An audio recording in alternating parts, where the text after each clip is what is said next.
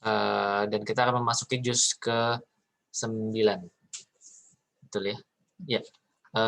Acara ini terselenggara atas kerjasama antara KJRI New York dengan Ikatan Sarjana Nahdlatul Ulama. Juz ke-9 itu dimulai dari Al-A'raf ayat 88 pada halaman 165 Al-Quran sampai dengan Al-Anfal ayat 40. Baiklah kita simak semalam Al-Quran yang akan didahului dengan kultum oleh Pak Ustadz Jazim Hamidi. Kepada Pak Ustadz kami persilakan.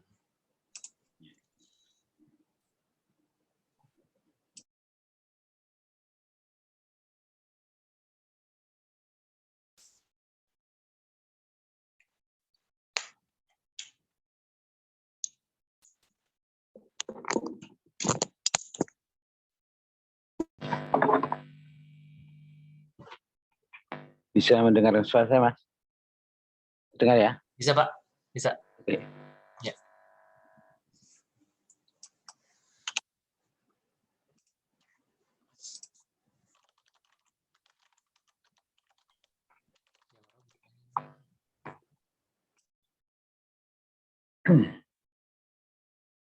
Assalamualaikum warahmatullahi wabarakatuh.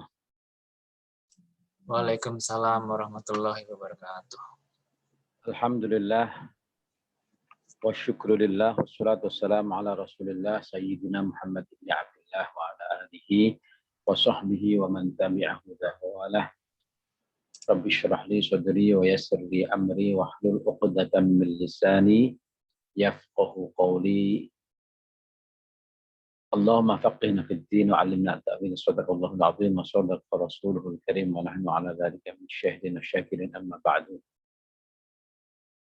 Yang sama-sama kita hormati Bapak Konjen RI untuk New York, Bapak Dr. Arifi Saiman MA, serta para staf-stafnya, Mas Bayu sebagai pemandu acara ini, dan Bapak-Bapak Ibu sekalian yang saya hormati dimanapun berada. Alhamdulillah malam ini waktu New York, pagi hari waktu Indonesia, kita sudah masuk juz 9. Juz 9 yaitu ada 2 kelompok. Satu surah ada menghabiskan surah Al-A'raf dan mengawali surah Al-Anfal. Surat Al-A'raf, ada surah Al-Anfal, ya. 3/4 surat Al-A'raf, seperempat juznya adalah surat Al-Anfal. Surat Al-A'raf ini masih bercerita soal kisah-kisah Nabi. Jadi ternyata kisah-kisah Nabi itu diabadikan oleh Al-Quran di beberapa tempat. Kan satu tempat. Di juz 6 ada, juz 5 ada, juz 8 ada, 9 ada, nanti 11 lagi ada, dan nanti di juz 19 juga ada, dan seterusnya ya. Nah, di surat Al-A'raf ini masih bercerita soal nabi-nabi terdahulu. Ada Nabi Hud. Nabi Hud itu mempunyai kaum namanya kaum Ad. Hud dan kaumnya Ad itu menempati sebuah kota namanya Iram. Di surah Al-Fajr itu ada Iram dzatil imad. Hud ini diutus Allah untuk kaum namanya kaum Ad. Kaum Ad itu mempunyai peradaban yang cukup tinggi. Bisa dikatakan sangat hebat menurut saya. Yaitu di kota Iram itu ada tiang-tiang yang sangat tinggi sekali. Jadi tiang-tiang itu sangat tinggi sekali dan indah. Itu di ngarai gitu ya. Sangat indah sekali itu tiang-tiang. Mungkin orang sekarang juga apakah bisa tidak Allah alam dengan cara lama tentunya. Itu kaum Ad itu punya kemampuan seperti itu.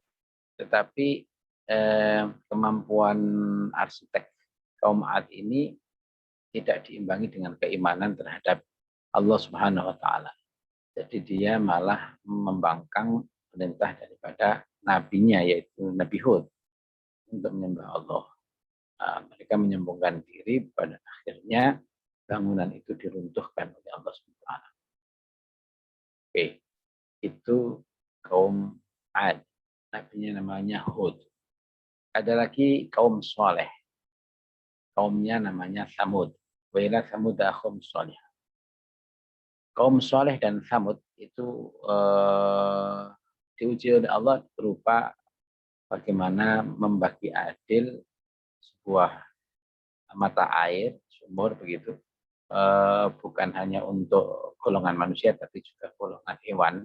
Dalam hal ini adalah nakoh. Nakoh itu unta. Untanya Nabi Soleh. Jadi nakoh itu supaya air itu tidak hanya diperuntukkan manusia, tapi juga untuk nakoh. Tapi kaum soleh namanya Samud itu membangkang perintah nabinya, akhirnya bukan hanya unta itu tidak dikasih minum, tapi juga malah disembelih. Nah, itu juga pada akhirnya dibinasakan. Ada lagi namanya kaum Lot. Kaum Lot namanya kaum Lot gitu ya. Kita menyebutnya Sodom. Kaum Lot itu punya perilaku yang aneh karena dia tidak suka lawan jenis, ya. Disodorkan lawan jenis oleh Lot, malah kemudian dia menolaknya, malah memilih sesama jenis. Namanya kaum Lot. Jadi homoseksual, ya, itu zaman dulu sudah ada. Zaman dulu sudah ada. Atatuna dzukhrana minal alamin wa tadharuna ma khalaqa lakum rabbukum min azwajikum bal antum qaumun 'adun. Jadi mereka malah mendatangi yang sama. Ketika Nabi Lut kedatangan malaikat, dikira malaikat itu manusia. Nah, itu karena kelihatan cantik, maka perempuan-perempuan Om Lut itu malah mendatangi malaikat itu. Dia tidak suka laki-laki. Sedemikian juga laki-laki juga tidak suka perempuan. Itu namanya kaum Lut. Akhirnya dibinasakan. Bumi yang atas jadi bawah, yang bawah jadi atas. Kemudian ada juga Madian. Kaum Madian itu kaumnya Nabi Syuaib. Syuaib, ya. Di Nabi Syuaib itu ada di Madian. Ini kaum ini pengingkaran terhadap Tuhannya. Kaum Madian ini, bangsa Madian ini suka mengurangi timbangan. Jadi kalau berdagang, dia selalu ketika membeli suka minta dilebihi, ketika dia menjual suka dikurangi. Itu kebiasaan bangsa Madian. Nah, ini akhirnya wailul lil mutaffifin alladzina idza qalu 'alan nasi yastawfun wa idza qaluhum aw wazanuhum yukhsirun. Ini juga pada akhirnya karena dia melakukan penipuan perdagangan jual beli, maka kemudian dihancurkan oleh Allah SWT. Nah, yang terakhir adalah cerita Nabi Musa dan Bani Israel. Nah, ini panjang sekali. Ini secara umum seperti itu yang ada di surah Al-A'raf ini. Al-A'raf baik di akhir juz 8 ataupun awal juz 9. Di surah Al-A'raf ini juga bercerita tentang ketauhidan yang sesuai dengan fitrah manusia. Jadi sebetulnya manusia itu didesain oleh Allah SWT, fitrahnya itu bertauhid.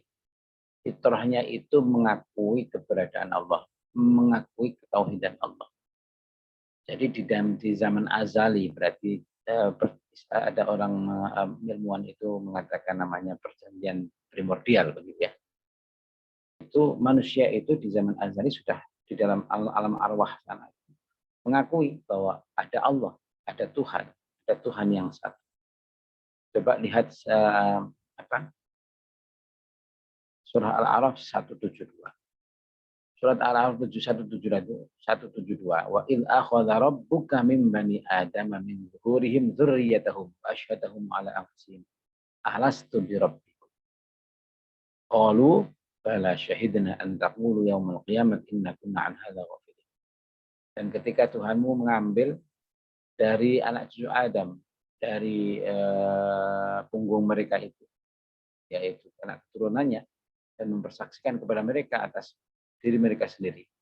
Kemudian Allah berkata, alastu bi rabbikum. Bukankah aku ini Tuhan kalian? Ini di alam arwah. Kemudian anak cucu Adam yang masih di alam arwah itu mengatakan, bala syahidna. Ya, kami bersaksi. Ini sebenarnya secara fitri, secara fitrah manusia itu mengakui keberadaan Allah Subhanahu wa taala. Kenapa persoalannya kemudian membangkang? Karena ketutup bisa sama kelebihan yang ada pada dirinya, bisa ketutup karena kelebihan hartanya, bisa ketutup karena kelebihan ilmunya, bisa ketutup karena kelebihan yang Allah berikan berupa kekuasaan seperti Fir'aun misalnya. Fir'aun pun ketika pada akhirnya kepepet, sudah tidak bisa lagi menyelamatkan diri karena sudah tenggelam di Laut Merah, ya, tenggelam di Laut Merah itu. Kenapa? Apakah Fir'aun kemudian mengatakan dirinya Tuhan? Tidak. Fir'aun kemudian kembali mau bertauhid, baru mau bertauhid, dan bertauhidnya masih malu-malu gitu loh. Ini nanti diabadikan di juz 11 saya sampaikan sana. Ketika Fir'aun itu mau mengucap la ilaha illalladzi amanat bihi banu Israil. Tidak ada Tuhan selain Tuhan yang Tuhannya Bani Israel. Mau mengatakan Allah itu agak enggan. Nah, sebelum sampai ke situ, mulutnya sudah ditutup sama malaikat. Sudah ditutup. Karena al-ana wa qad asaita qablu wa kunta minal mufsidin. Sudah cukup gitu, karena sebelumnya kamu adalah orang termasuk orang-orang yang membuat kerusakan di muka bumi. Kata malaikat di dalam surah Yunus itu.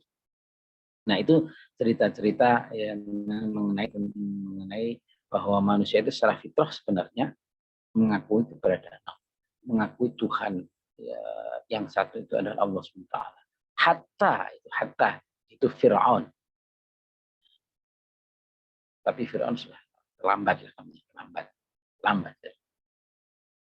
Jadi kalau ada orang yang membangkang adanya Allah, membangkang untuk beribadah kepada Allah, membangkang untuk beriman kepada Allah, itu karena ketutup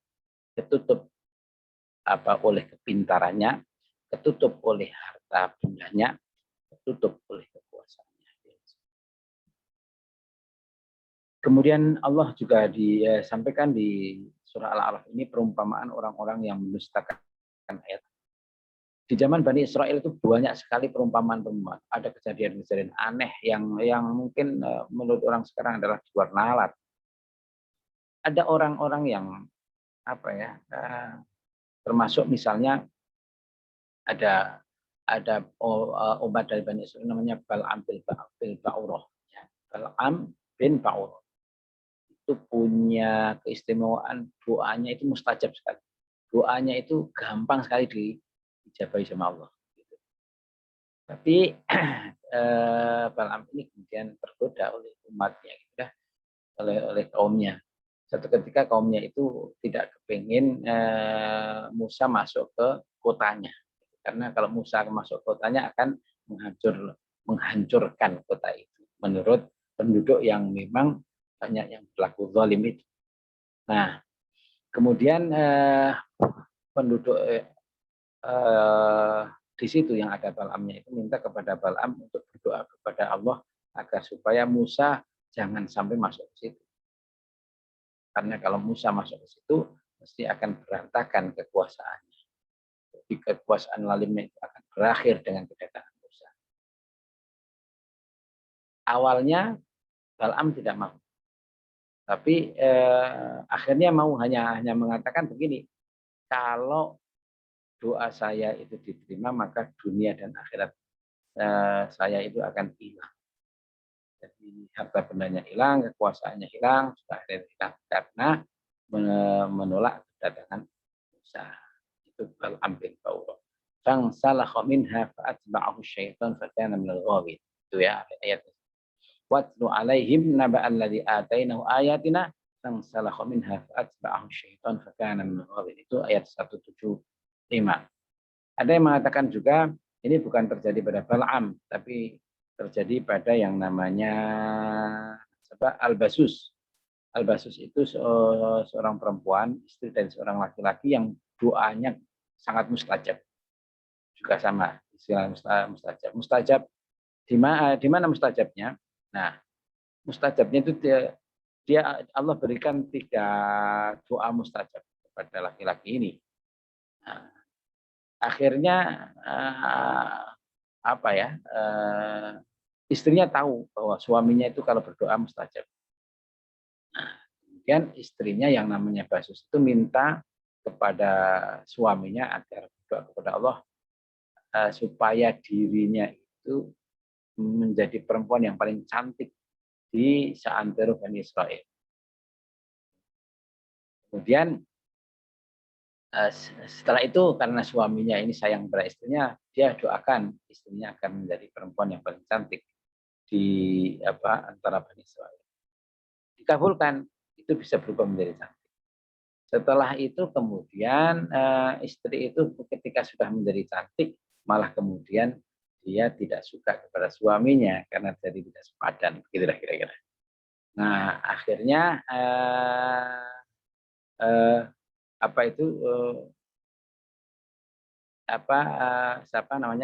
suaminya tadi kemudian minta kepada Allah agar istrinya dikembalikan saja, tetapi kembalikan menjadi seperti anjing. Nah, ini orang dulu memang agak aneh ya cerita seperti ini ada.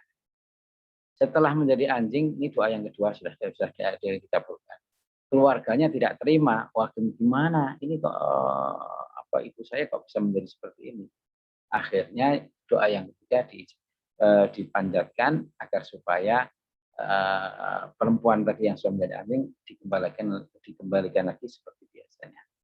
Nah, seperti biasa. Nah, itu doa orang Bani Israil itu dulu sangat mustajab seperti itu. Ini fangsalakha minha fa'atba'ahu syaitanu fakana minal ghawin. Ya, dia bisa melepaskan diri dari ayat-ayat Allah tadi. Sebenarnya mestinya digunakan doa-doa yang mustajab itu untuk hal-hal yang membawa keberkahan dan kemanfaatan. Nah, sayangnya saya yang tidak bisa lakukan.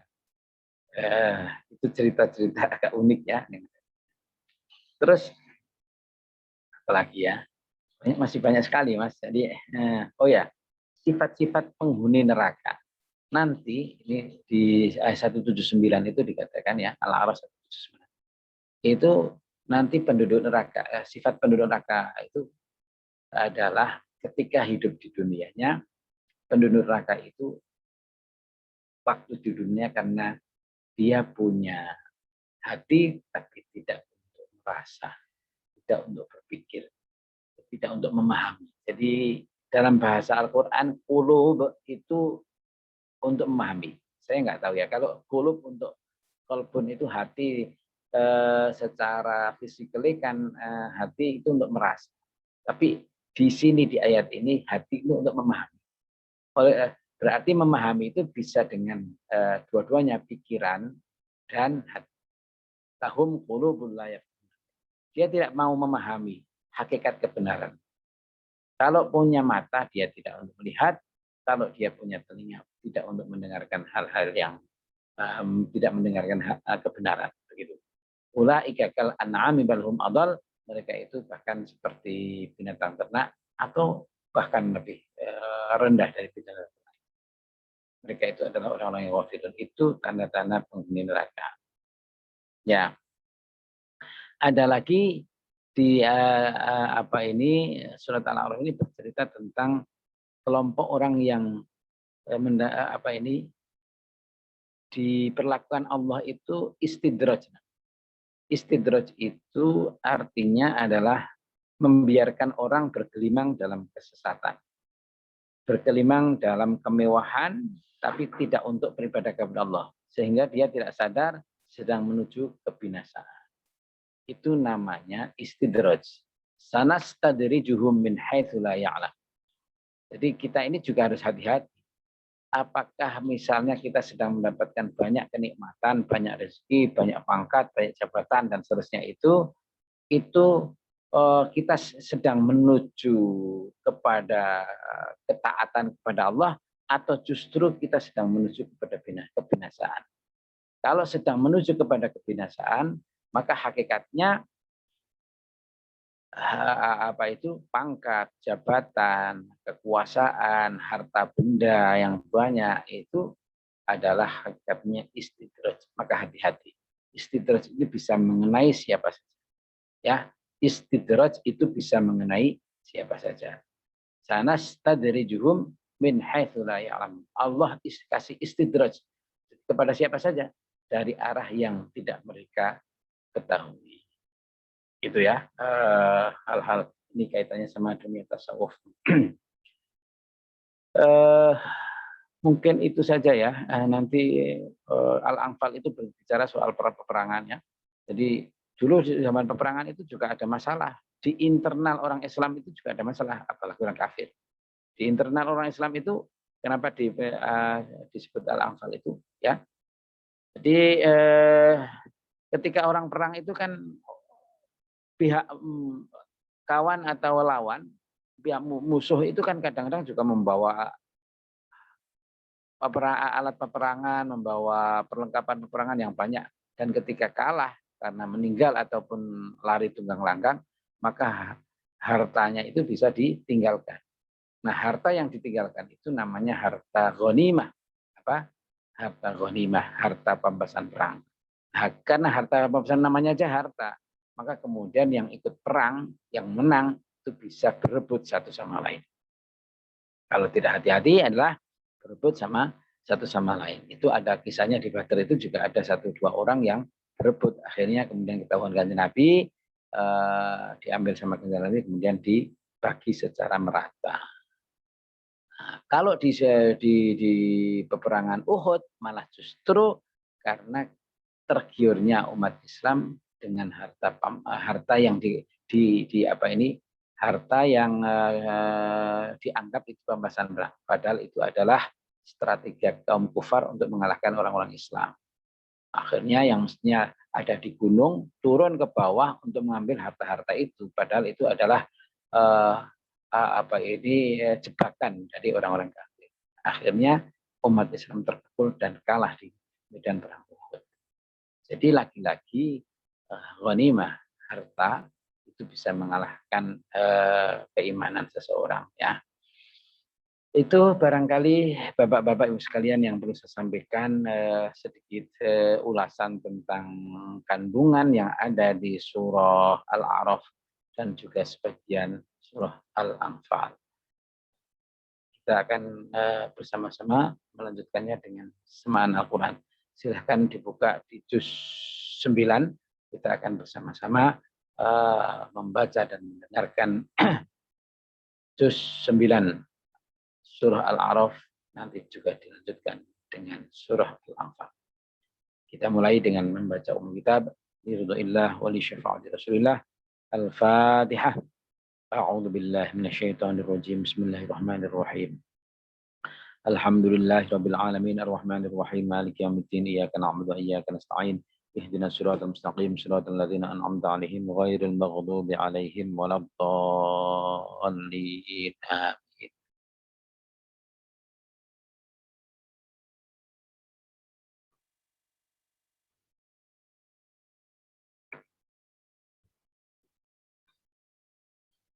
أعوذ بالله من الشيطان الرجيم.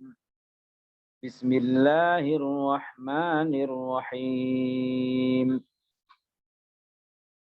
قال الملأ الذين استكبروا من قومه لنخرجنك يا شعيب والذين آمنوا معك من قريتنا أو لتعودن في ملتنا قال أولو كنا كارهين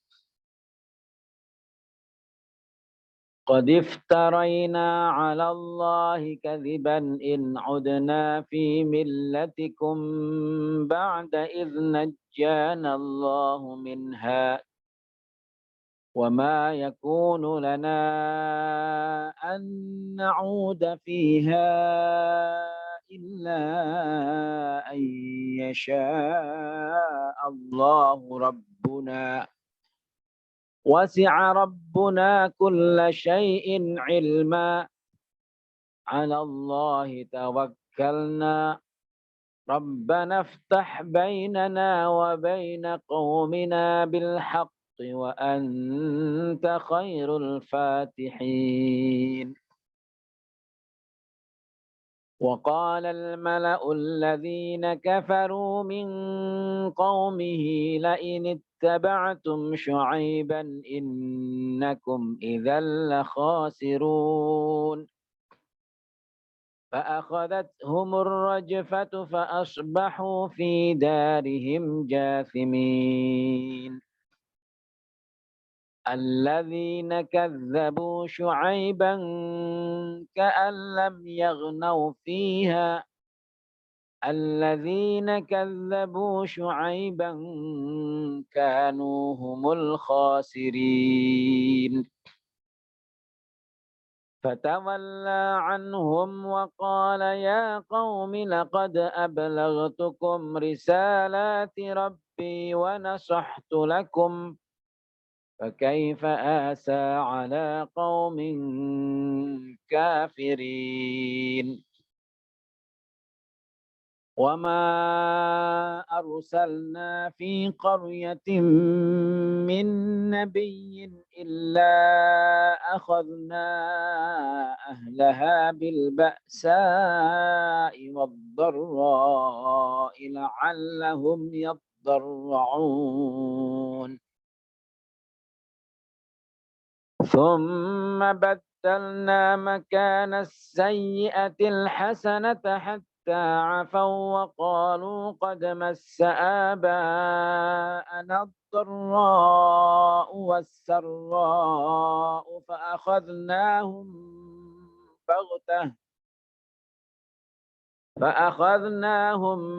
بغتة وهم لا يشعرون ولو أن أهل القرى آمنوا واتقوا لفتحنا عليهم بركات من السماء والأرض ولكن كذبوا فأخذناهم بما كانوا يكسبون أفأمن أهل القرى أن يأتيهم بأسنا بياتا وهم نائمون أوأمن أهل القرى أن يأتيهم بأسنا ضحى وهم يلعبون أفأمنوا مكر الله فلا يأمن مكر الله إلا القوم الخاسرون أولم يهد للذين يرثون الأرض من بعد أهلها أن لو نشاء أصبناهم بذنوبهم ونطبع على قلوبهم فهم لا يسمعون تلك القرى نقص عليك من أنبائها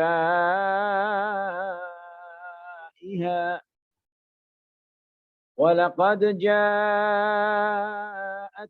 رسلهم بالبينات فما كانوا ليؤمنوا بما كذبوا من قبل كذلك يطبع الله على قلوب الكافرين وما وجدنا لأكثرهم من عهد وإن وجدنا أكثرهم لفاسقين ثم بعثنا من بعدهم موسى بآياتنا إلى فرعون وملئه فظلموا بها فانظر كيف كان عاقبة المفسدين وقال موسى يا فرعون إني رسول من رب العالمين حقيق على ألا أقول على الله إلا الحق قد جئتكم ببينة من ربكم فأرسل معي بني إسرائيل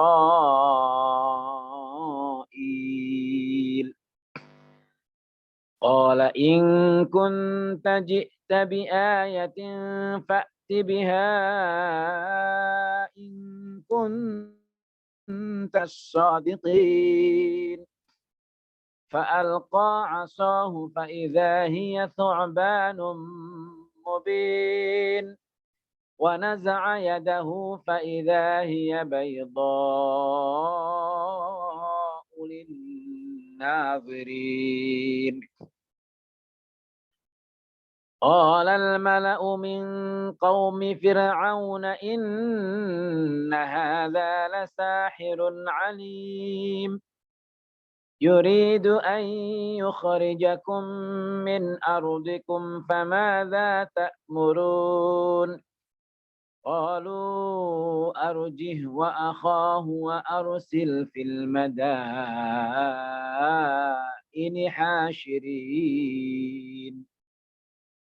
يأتوك بكل ساحر عليم وجاء السحرة فرعون قالوا إن لنا لأجرا إن كنا نحن الغالبين قال نعم وإنكم لمن المقربين قالوا يا موسى إما أن تلقي وإما أن نكون نحن الملقين قال ألقوا فلما ألقوا سحروا أعين الناس واسترهبوهم وجاءوا بسحر عظيم وأوحينا إلى موسى أن ألق عصاك فإذا هي تلقف ما يأفكون فوقع الحق وبطل ما كانوا يعملون فغلبوا هنالك وانقلبوا صاغرين وألقي السحرة ساجدين قالوا آمنا برب العالمين رب موسى وهارون قال فرعون آمنتم به قبل أن آذن لكم إن هذا لمكر مكرتموه في المدينة لتخرجوا منها أهلها فسوف تعلمون لأقطعن أيديكم وأرجلكم من خلاف ثم لأصلبنكم أجمعين قالوا إنا إلى ربنا منقلبون وما تنقم منا إلا أن آمنا بآيات ربنا لما جاءتنا ربنا أفرغ علينا صبرا وتوفنا مسلمين. وقال الملأ من قوم فرعون أتذر موسى وقومه ليفسدوا في الأرض ويذرك وآلهتك قال سنقتل أبناءهم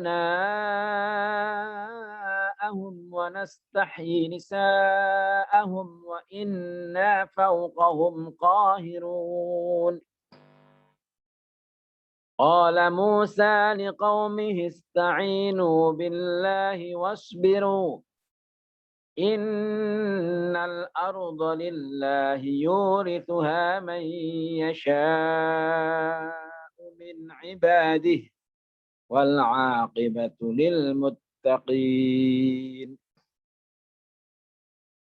قالوا أوذينا من قبل أن تأتينا ومن بعد ما جئتنا قال عسى ربكم أن يهلك عدوكم ويستخلفكم في الأرض فينظر كيف تعملون.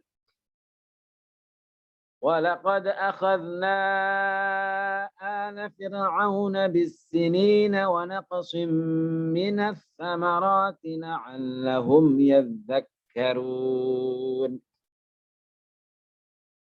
فإذا جاءتهم الحسنة قالوا لنا هذه وإن تصبهم سيئة يطيروا بموسى ومن معه ألا إنما طائرهم عند الله ولكن أكثرهم لا يعلمون. وقالوا مهما تأتنا به من آية لتسحرنا بها فما نحن لك بمؤمنين. فأرسلنا عليهم الطوفان والجراد والقمل والضفادع والدم آيات مفصلات فاستكبروا وكانوا قوما مجرمين. ولما وقع عليهم الرجز قالوا يا موسى ادع لنا ربك بما عهد عندك لئن كشفت عنا الرجز لنؤمنن لك ولنرسلن معك بني إسرائيل. فلما كشفنا عنهم الرجز إلى أجل هم بالغوه إذا هم ينكثون. فانتقمنا منهم فأغرقناهم في اليم بأنهم كذبوا بآياتنا وكانوا عنها غافلين. وأورثنا القوم الذين كانوا يستضعفون مشارق الأرض ومغاربها التي باركنا فيها وتمت كلمة ربك الحسنى على بني إسرائيل بما صبروا ودمرنا ما كان يصنع فرعون وقومه وما كانوا يعرشون. وجاوزنا ببني إسرائيل البحر فأتوا على قوم يعكفون على أصنام لهم قالوا يا موسى اجعل لنا إلها كما لهم آلهة قال إنكم قوم تجهلون إن هؤلاء متبر ما هم فيه وباطل ما كانوا يعملون قال أغير الله أبغيكم إلها وهو فضلكم على العالمين وإذ أنجيناكم من آل فرعون يسومونكم سوء العذاب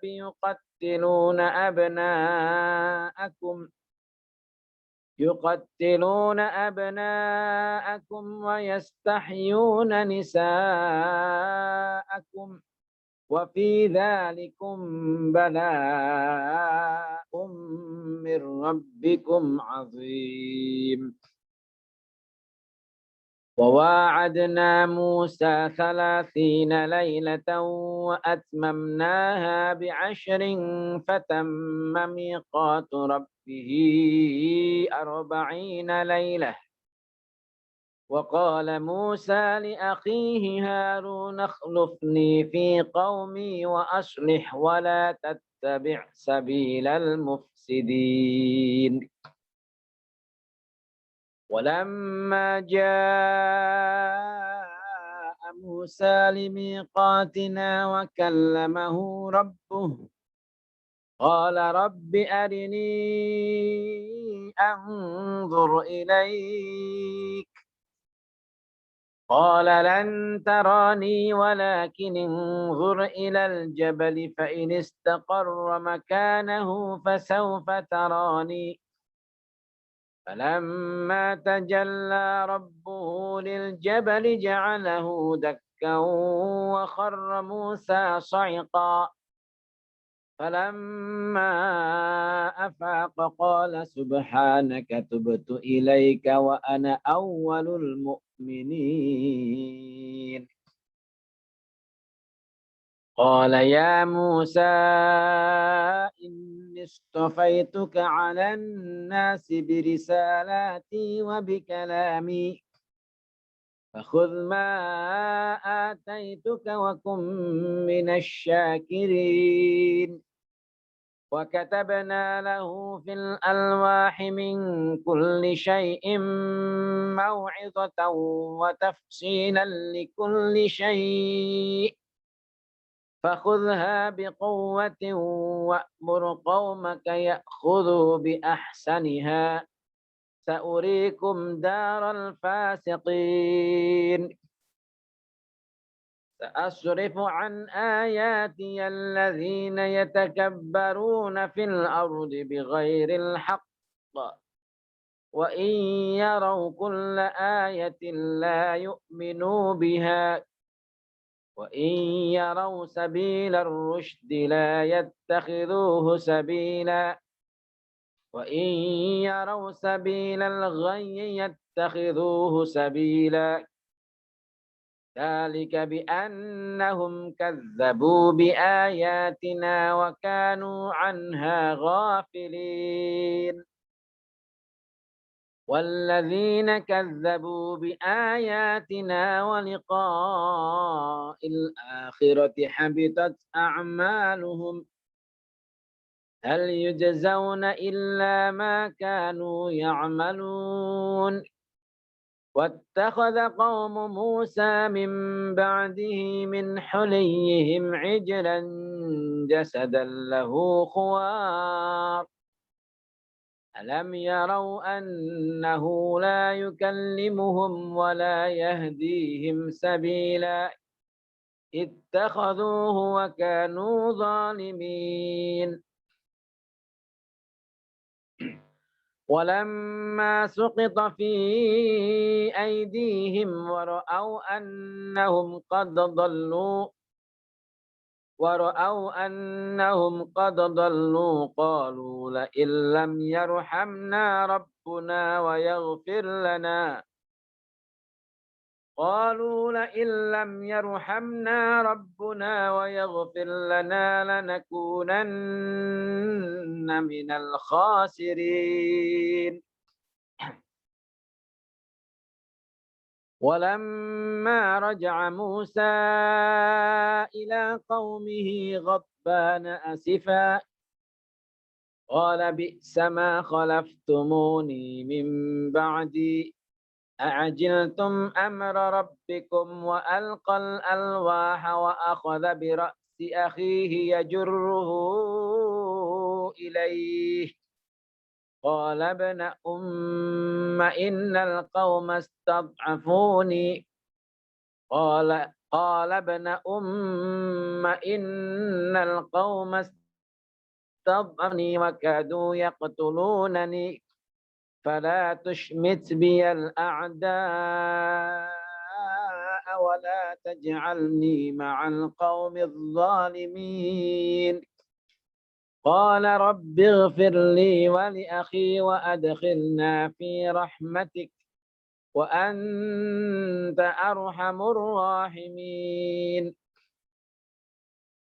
إن الذين اتخذوا العجل سينالهم غضب من ربهم وذلة في الحياة الدنيا وكذلك نجزي المفترين. والذين عملوا السيئات ثم تابوا من بعدها وآمنوا إن ربك من بعدها لغفور رحيم. ولما سكت عن موسى الغضب أخذ الألواح وفي نسختها هدى ورحمة للذين هم لربهم يرهبون. واختار موسى قومه 70 رجلا لميقاتنا فلما أخذتهم الرجفة قال رب لو شئت أهلكتهم من قبل وإياي أتهلكنا بما فعل السفهاء منا إن هي إلا فتنتك تضل بها من تشاء وتهدي من تشاء أنت ولينا فاغفر لنا وارحمنا وأنت خير الغافرين. واكتب لنا في هذه الدنيا حسنة وفي الآخرة إنا هدنا إليك قال عذابي أصيب به من أشاء ورحمتي وسعت كل شيء فسأكتبها للذين يتقون ويؤتون الزكاة والذين هم بآياتنا يؤمنون.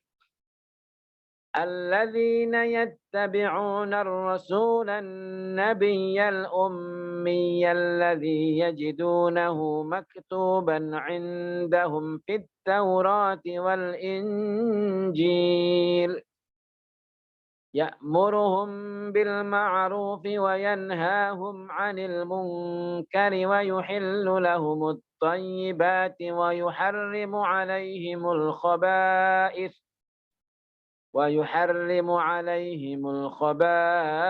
ويضع عنهم إصرهم والأغلال التي كانت عليهم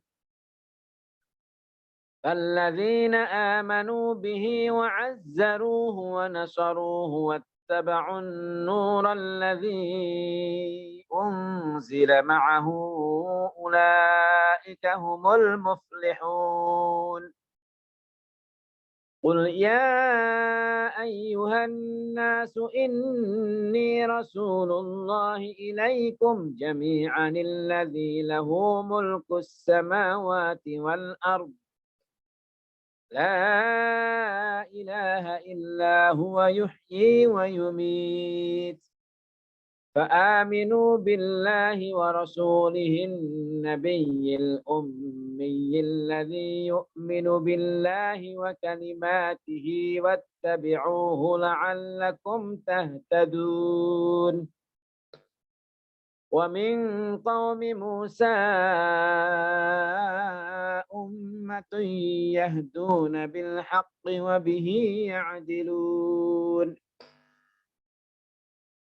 وقطعناهم 12 أسباطا أمما وأوحينا إلى موسى إذ استسقاه قومه أن اضرب بعصاك الحجر فانبجست منه 12 عينا قد علم كل أناس مشربهم وظلنا عليهم الغمام وأنزلنا عليهم المن والسلوى كلوا من طيبات ما رزقناكم وما ظلمونا ولكن كانوا أنفسهم يظلمون. وإذ قيل لهم اسكنوا هذه القرية وكلوا منها حيث شئتم وقولوا حطة وادخلوا الباب سجدا نغفر لكم خطيئاتكم سنزيد المحسنين. فبدل الذين ظلموا منهم قولا غير الذي قيل لهم فأرسلنا عليهم رجزا من السماء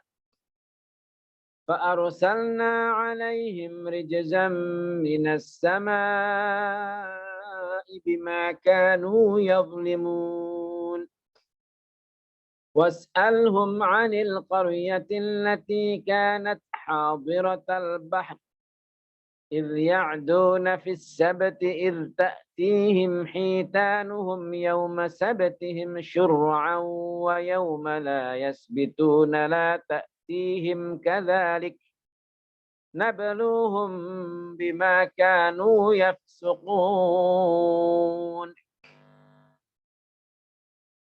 وإذ قالت أمة منهم لم تعظون قوما الله مهلكهم أو معذبهم عذابا شديدا قالوا معذرة إلى ربكم ولعلهم يتقون. فلما نسوا ما ذكروا به أنجينا الذين ينهون عن السوء وأخذنا الذين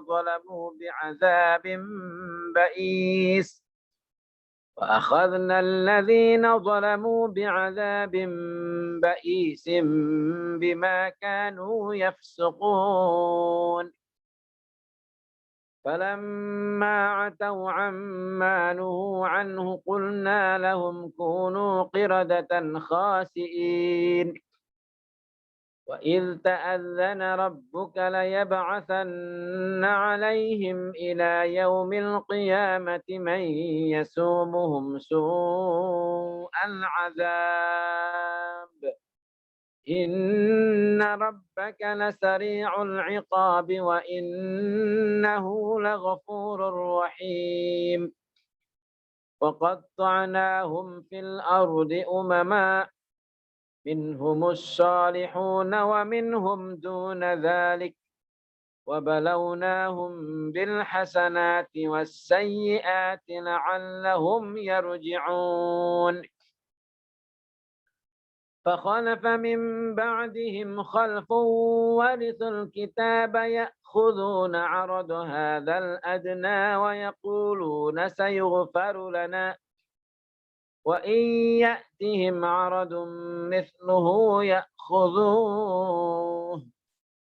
ألم يؤخذ عليهم ميثاق الكتاب ألا يقولوا على الله إلا الحق ودرسوا ما فيه والدار الآخرة خير للذين يتقون أفلا تعقلون والذين يمسكون بالكتاب وأقاموا الصلاة إنا لا نضيع أجر المصلحين وإذ نتقنا الجبل فوقهم كأنه ظلة وظنوا أنه واقع بهم خذوا ما آتيناكم بقوة واذكروا ما فيه لعلكم تتقون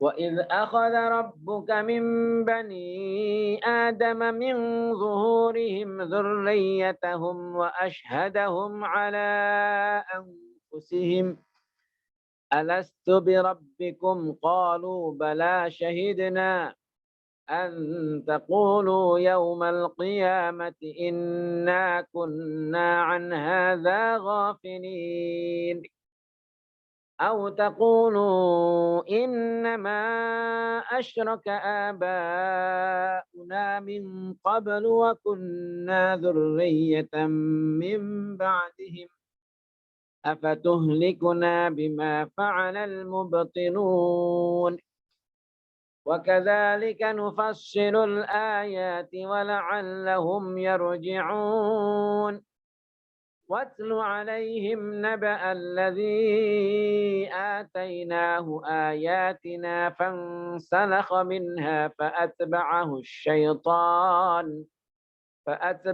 الشيطان فكان من الغاوين ولو شئنا لرفعناه بها ولكنه أخلد إلى الأرض واتبع هواه فمثله كمثل الكلب إن تحمل عليه يلهث أو تتركه يلهث ذلك مثل القوم الذين كذبوا بآياتنا فاقصص القصص لعلهم يتفكرون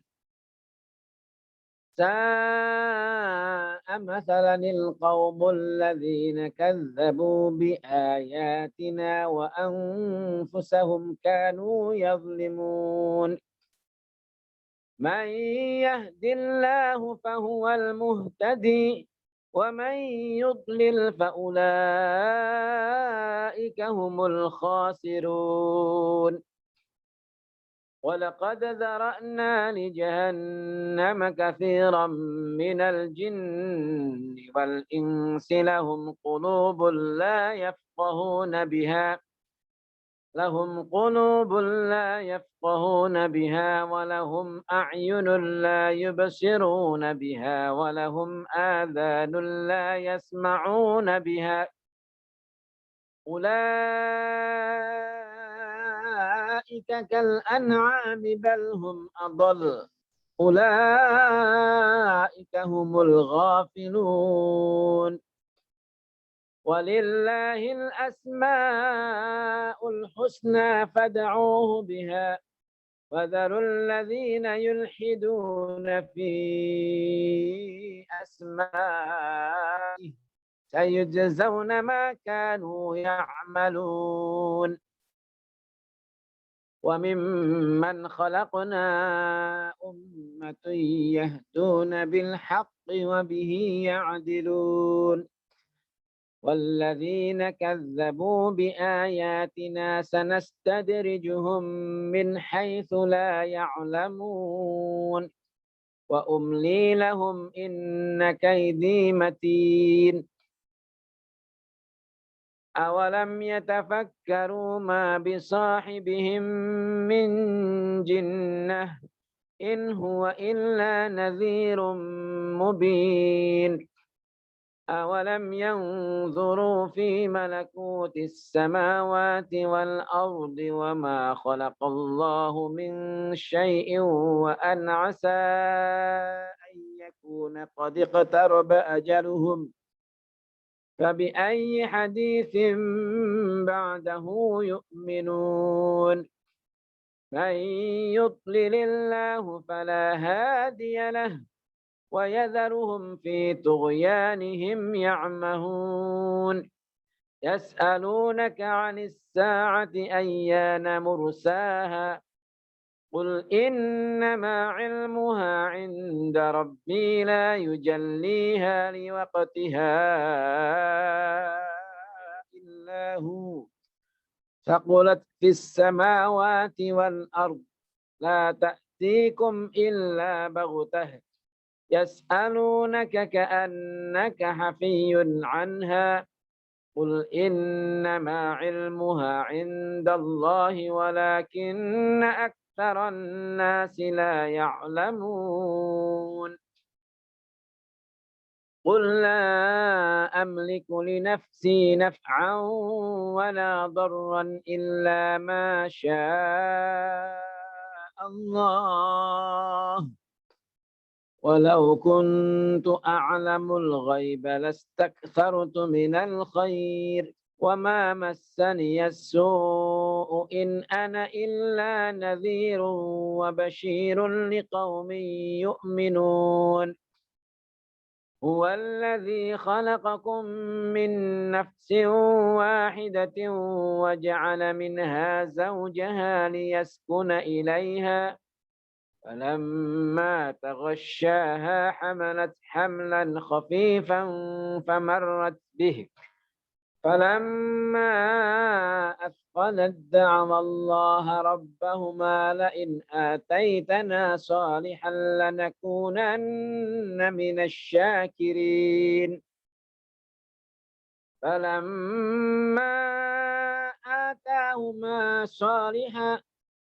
فلما آتاهما صالحا جعل له شركاء فيما آتاهما فتعالى الله عما يشركون أيشركون ما لا يخلق شيئا وهم يخلقون ولا يستطيعون لهم نصرا ولا أنفسهم ينصرون وإن تدعوهم إلى الهدى لا يتبعوكم سواء عليكم أدعوتموهم أم أنتم صامتون إن الذين تدعون من دون الله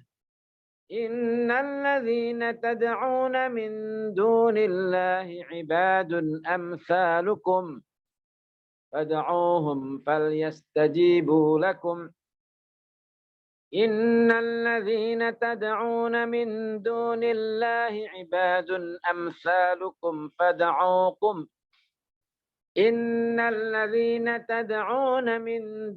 الله عباد أمثالكم فادعوهم فليستجيبوا لكم إن كنتم صادقين ألهم أرجل يمشون بها أم لهم أعين يبصرون بها ألهم أرجل يمشون بها أم لهم أيدي يبتشون بها أم لهم أعين يبصرون بها أم لهم آذان يسمعون بها قل ادعوا شركاءكم ثم كيدون فلا تنظرون إن وليي الله الذي نزل الكتاب وهو يتولى الصالحين والذين تدعون من دونه لا يستطيعون نصركم ولا أنفسهم ينصرون وإن تدعوهم إلى الهدى لا يسمعوا وتراهم ينظرون إليك وهم لا يبصرون خذ العفو وأمر بالعرف وأعرض عن الجاهلين إما ينزغنك من الشيطان نزغ فاستعذ بالله إنه سميع عليم. إن الذين اتقوا إذا مسهم طائف من الشيطان تذكروا فإذا هم مبصرون وإخوانهم يمدونهم في الغي ثم لا يقصرون وإذا لم تأتهم بآية قالوا لولا اجتبيتها قل إنما أتبع ما يوحى إلي من ربي هذا بصائر من ربكم وهدى ورحمة لقوم يؤمنون. وإذا قرئ القرآن فاستمعوا له وأنصتوا لعلكم ترحمون. واذكر ربك في نفسك تضرعا وخيفة ودون الجهر من القول بالغدو والآصال ولا تكن من الغافلين. إن الذين عند ربك لا يستكبرون عن عبادته ويسبحونه وله يسجدون. سبحان الله والحمد لله ولا إله إلا الله ولا حول ولا قوة إلا بالله. بسم الله الرحمن الرحيم. يسألونك عن الأنفال قل الأنفال لله والرسول فاتقوا الله وأصلحوا ذات بينكم وأطيعوا الله ورسوله إن كنتم مؤمنين. إنما المؤمنون الذين إذا ذكر الله وجلت قلوبهم وإذا تليت عليهم آياته زادتهم إيمانا وعلى ربهم يتوكلون. الذين يقيمون الصلاة ومما رزقناهم ينفقون أولئك هم المؤمنون حقا لهم درجات عند ربهم ومغفرة ورزق كريم. كما أخرجك ربك من بيتك بالحق وإن فريقا من المؤمنين لكارهون. يجادلونك في الحق بعدما تبين كأنما يساقون إلى الموت وهم ينظرون. وإذ يعدكم الله إحدى الطائفتين أنها لكم وتودون أن غير ذات الشوكة تكون لكم ويريد الله أن يحق الحق بكلماته ويقطع دابر الكافرين ليحق الحق ويبطل الباطل ولو كره المجرمون.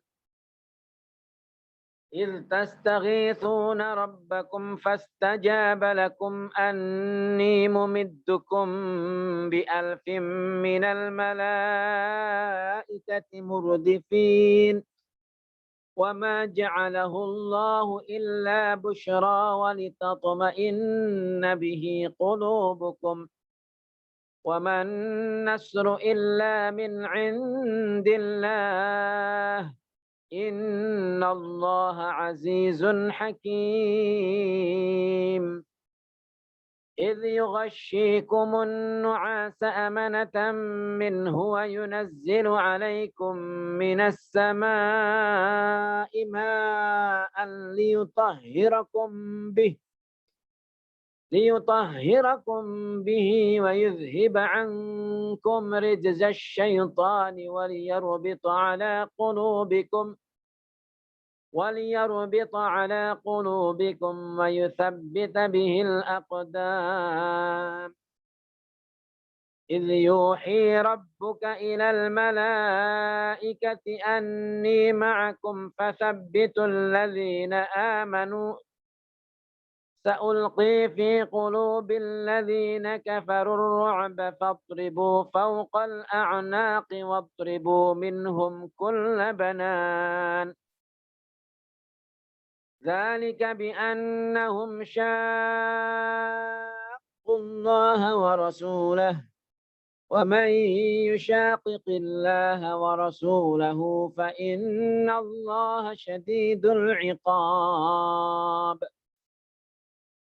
ذلكم فذوقوه وأن للكافرين عذاب النار.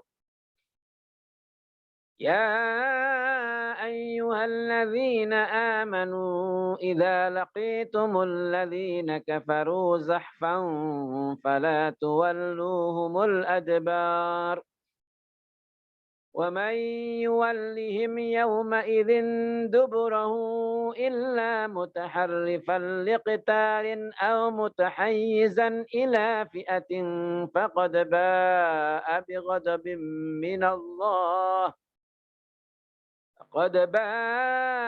بغضب من الله ومأواه جهنم وبئس المصير. فلم تقتلوهم ولكن الله قتلهم وما رميت إذ رميت ولكن الله رمى وليبلي المؤمنين منه بلاء حسنا إن الله سميع عليم. ذلكم وأن الله موهن كيد الكافرين. إن تستفتحوا فقد جاءكم الفتح وإن تنتهوا فهو خير لكم وإن تعودوا نعد ولن تغني عنكم فئتكم شيئا ولو كثرت وأن الله مع المؤمنين. يا أيها الذين آمنوا أطيعوا الله ورسوله ولا تولوا عنه وأنتم تسمعون ولا تكونوا كالذين قالوا سمعنا وهم لا يسمعون. إن شر الدواب عند الله الصم البكم الذين لا يعقلون. ولو علم الله فيهم خيرا لأسمعهم ولو أسمعهم لتولوا وهم معرضون. يا أيها الذين آمنوا استجيبوا لله وللرسول إذا دعاكم لما يحييكم واعلموا أن الله يحول بين المرء وقلبه وأنه إليه تحشرون. واتقوا فتنة لا تصيبن الذين ظلموا منكم خاصة واعلموا أن الله شديد العقاب. واذكروا إذ أنتم قليل مستضعفون في الأرض تخافون أن يتخطفكم الناس فآواكم وأيدكم بنصره ورزقكم من الطيبات لعلكم تشكرون. يا أيها الذين آمنوا لا تخونوا الله والرسول وتخونوا أماناتكم وأنتم تعلمون واعلموا أنما أموالكم وأولادكم فتنة وأن الله عنده أجر عظيم. يا أيها الذين آمنوا إن تتقوا الله يجعل لكم فرقانا ويكفر عنكم سيئاتكم ويغفر لكم والله ذو الفضل العظيم. وإذ يمكر بك الذين كفروا ليثبتوك أو يقتلوك أو يخرجوك ويمكرون ويمكر الله والله خير الماكرين. وإذا تتلى عليهم آياتنا قالوا قد سمعنا لو نشاء لقلنا مثل هذا إن هذا إلا أساطير الأولين. وإذ قالوا اللهم إن كان هذا هو الحق من عندك فأمطر علينا حجارة من السماء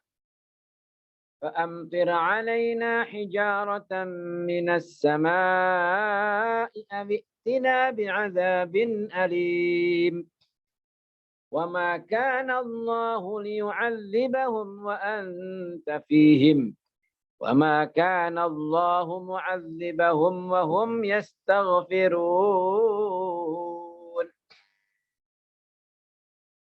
وما لهم ألا يعذبهم الله وهم يصدون عن المسجد الحرام وما كانوا أولياءه إن أولياؤه إلا المتقون ولكن أكثرهم لا يعلمون. وما كان صلاتهم عند البيت إلا مكاء وتصدية فذوقوا العذاب بما كنتم تكفرون. إن الذين كفروا ينفقون أموالهم ليصدوا عن سبيل الله فسينفقونها ثم تكون عليهم حسرة ثم يغلبون والذين كفروا إلى جهنم يحشرون. ليميز الله الخبيث من الطيب ويجعل الخبيث بعضه على بعض فيركمه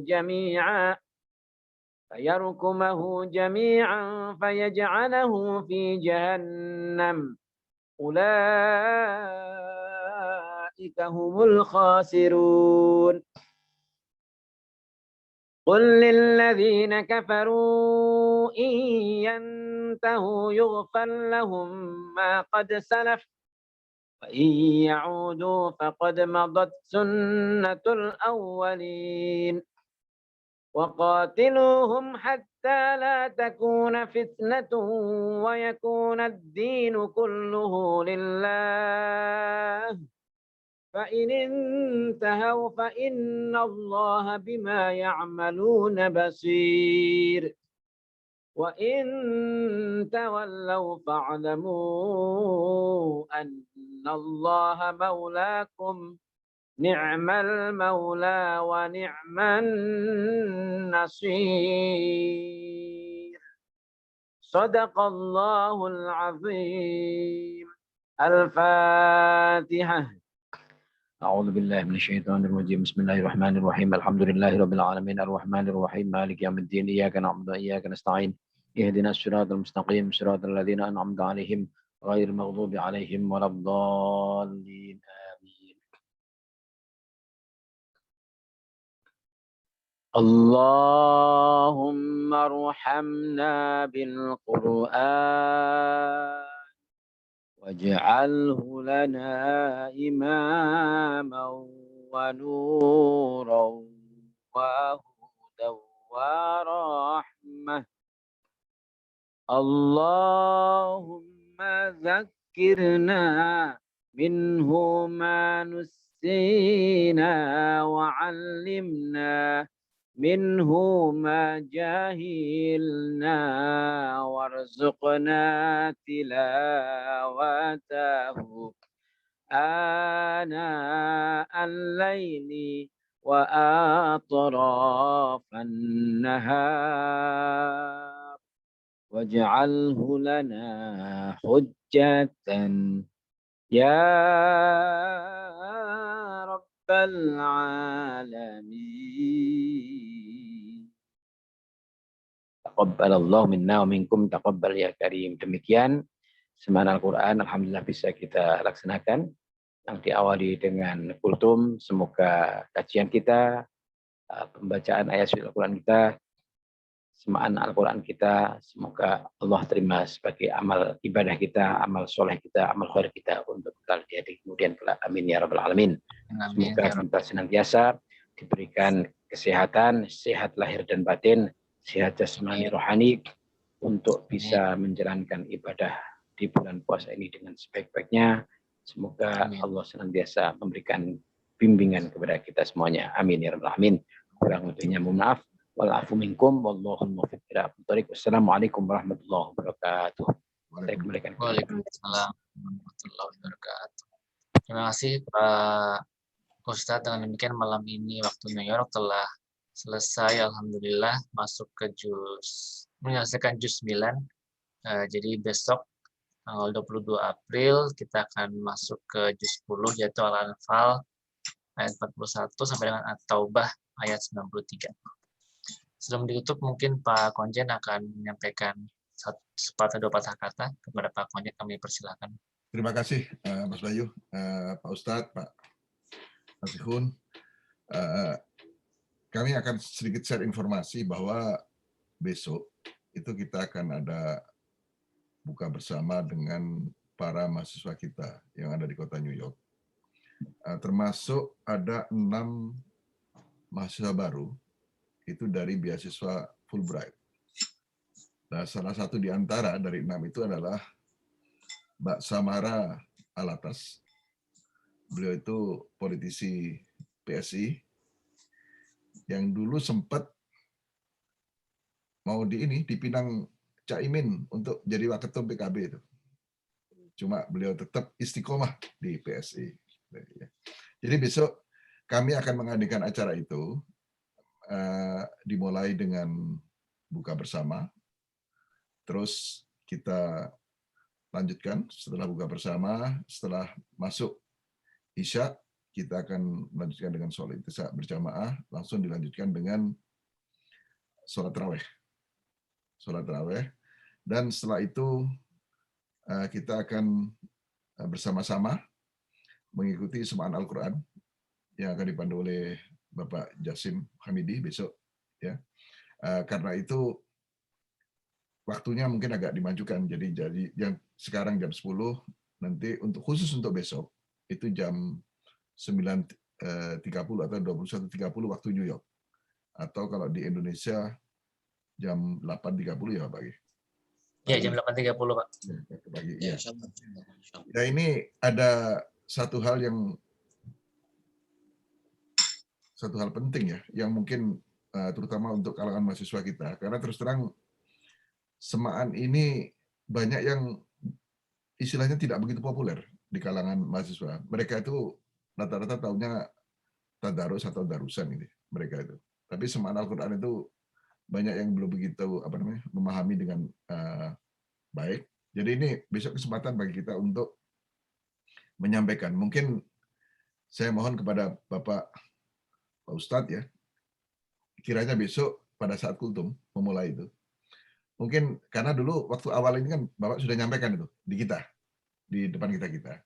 Karena besok itu hampir pesertanya ya, di luar kami, itu semuanya baru.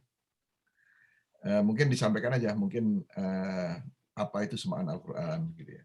dan apa persamaannya dengan tadarus gitu ya.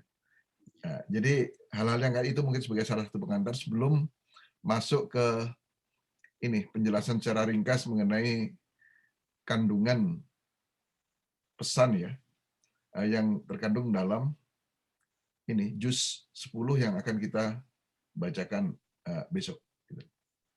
Itu sedikit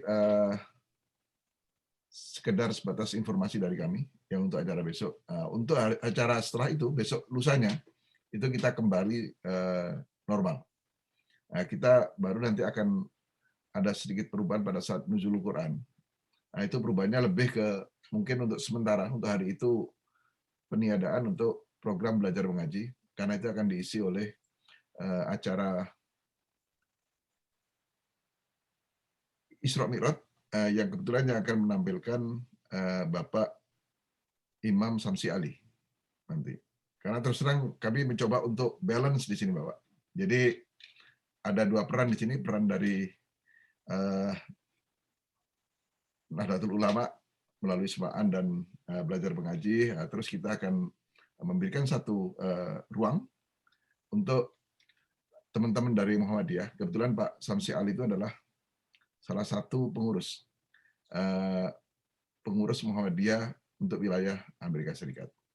Jadi ini sebuah perpaduan yang sangat indah untuk mengisi bulan Ramadan tahun 1442 Hijriah. Ini yang coba kita share dengan Bapak Ibu sekalian. Sekali lagi terima kasih, ini saya terus terang sangat kagum sama Pak Nasyun ini. Luar biasa Pak Nasyun.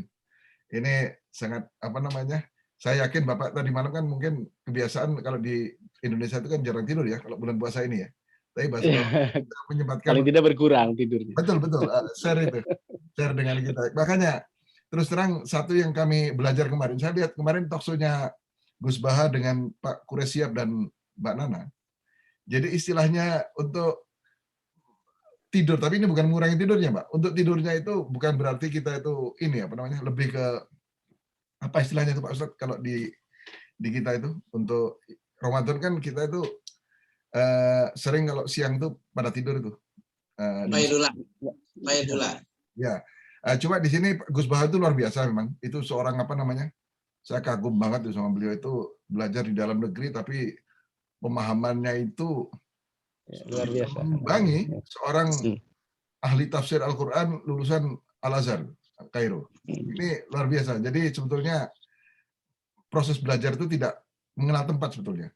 Tidak berarti kalau kita belajar di dalam negeri itu kalah dengannya di luar, enggak. Ini Gus Baha ini salah satu bukti ya. Ini salah satu banyak bukti yang lain itu. Yang seperti Gus Baha. Dan jadi lebih menyikapi tidur itu sebetulnya untuk menghindari maksiat gitu. Ini yang perlu ditekankan. Ya, pada puasa ini untuk bisa menghindari maksiat, apalagi di TV kita itu kan namanya infotainment itu kan merupakan salah satu hiburan yang bukannya dihindari malah disukai kan di kita itu. Apalagi sekarang lagi rame nih masalah rencana perceraian Sule dan istrinya itu kan. Kayak gini yang coba kita hindari dengan cara tidur. Saya rasa itu sedikit dari kami. Saya kembalikan Mas Bayu. Silakan Mas Bayu. Ya. Terima kasih Pak Konjen. Jadi besok maju setengah jam ya Pak Ustadz ya Pak Konjen. Subuhnya diingatkan. Baik, terima kasih kalau gitu. Sampai ketemu besok malam Pak Ustadz, Pak Salmi, Bapak Ibu sekalian. Tutup. Wassalamualaikum warahmatullahi wabarakatuh. Waalaikumsalam warahmatullahi wabarakatuh. Pamit Pak Ustadz, para siun nggih. Sami-sami moga-moga sehat selalu. Waalaikumsalam.